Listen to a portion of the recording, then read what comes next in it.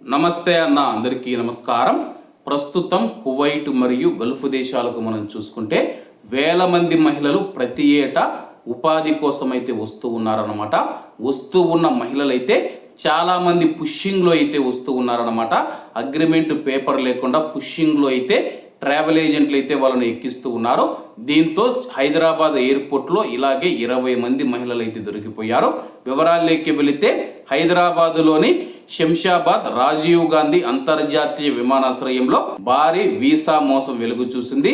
నకిలీ వీసాలతో విదేశాలకు వెళ్లేందుకు ప్రయత్నించిన ఆంధ్రప్రదేశ్ తూర్పుగోదావరి జిల్లాకు చెందిన 20 మంది మహిళలను ఇమిగ్రేషన్ అధికారులు అరెస్టు చేశారు. అలాగే ఈ మహిళలంతా ఒమన్ ఎయిర్వేస్ విమానంలో మస్కట్కు వెళ్లేందుకు శంషాబాద్ ఎయిర్పోర్టుకు చేరుకున్నాడు. అక్కడ ఇమిగ్రేషన్ క్లియరెన్స్ తనిఖీలు నిర్వహిస్తూ ఉండగా వారికి సమర్పించిన వీసాలు నకిలీవని చెప్పేసి అధికారులు గుర్తించారు. దీంతో అప్రమత్తమైన ఇమిగ్రేషన్ సిబ్బంది వారిని వెంటనే అదుపులోకి తీసుకుని తదుపరి చట్టపరమైన చర్యల నిమిత్తం శంషాబాద్ ఎయిర్పోర్ట్ క్రైమ్ పోలీస్ స్టేషన్కు అప్పగించారు. ఏజెంట్ చేసిలో మోసపోయామంటూ మహిళలు ఆవేదన వ్యక్తం చేశారు.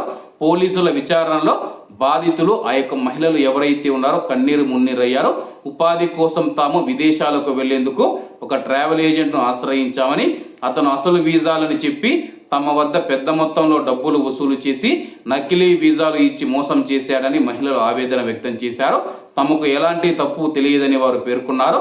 ఈ ఘటనపైన కేసు నమోదు చేసిన శంషాబాద్ పోలీసులు మహిళలను మోసం చేసిన సదరు ముఠా ఏజెంట్ ఎవరనే కోణంలో ముమ్మరంగా దర్యాప్తు జరుపుతూ ఉన్నారన్నమాట. కాబట్టి మస్కట్ కావచ్చు, కువైట్ కావచ్చు, లేకపోతే సౌదీ కావచ్చు, యుఏఈ కావచ్చు, బహ్రెయిన్ కావచ్చు, ఖతార్ దేశాలకు వస్తూ ఉన్న తెలుగు మహిళలు ఎవరైతే ఉన్నారో జాగ్రత్తగా ఉండండి. ట్రావెల్ ఏజెంట్లు నకిలీ వీసాలు ఇచ్చేసి పంపిస్తూ ఉన్నారన్నమాట. ఇమిగ్రేషన్ అధికారులు అయితే ఎయిర్పోర్ట్లలో అడ్డుకుంటూ ఉన్నారు. కాబట్టి ఎవరైతే గల్ఫ్ దేశాలకు వస్తూ ఉన్నారో మీకు నమ్మదగిన వారి వద్ద మాత్రమే వీసాలు అయితే తీసుకోండి. అలాగే డబ్బులు ఇచ్చి వీసాలు కొనుగోలు చేస్తూ ఉన్నారు కాబట్టి ట్రావెల్ ఏజెంట్లు మోసం చేసే అవకాశాలు ఎక్కువ. కాబట్టి ఎవరైనా మీకు గల్ఫ్ దేశాలలో తెలిసి ఉంటే కానీ, మీ బంధువులు, స్నేహితులు, మీకు తెలిసిన వారు, మీ ఊరి వారిలో ఎవరైనా ఉంటే కానీ వాళ్ళ ద్వారా వీసాలు పొందడం ఉత్తమం. కాబట్టి అందరూ బాగుండాలి, అందులో మనం ఉండాలి. అందరికీ నమస్తే అన్న, జై హింద్.